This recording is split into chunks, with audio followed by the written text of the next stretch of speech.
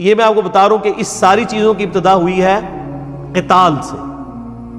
किताल से इसका आगाज हुआ है, और वो किताल है कि जिसका जिक्र यहां पर सूरतुल हशर में उस किताल के आगाज का जिक्र है। और यहां पर यानी जो डिसाइसिव कुछ वाकयात होने उनमें से एक वाकये का यहां पर जिक्र आएगा।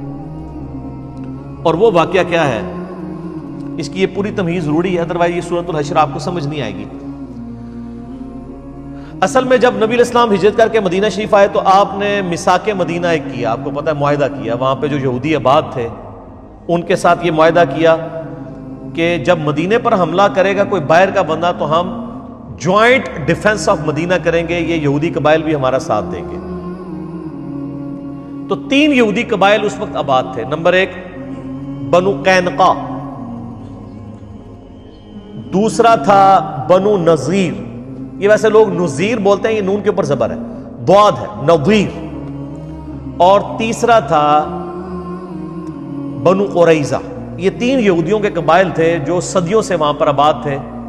शाम से निकल के यहां पे, चूंकि ये सरजमीन जरा जरखेज थी मदीना शरीफ की, तो यहां पर आबाद हुए थे।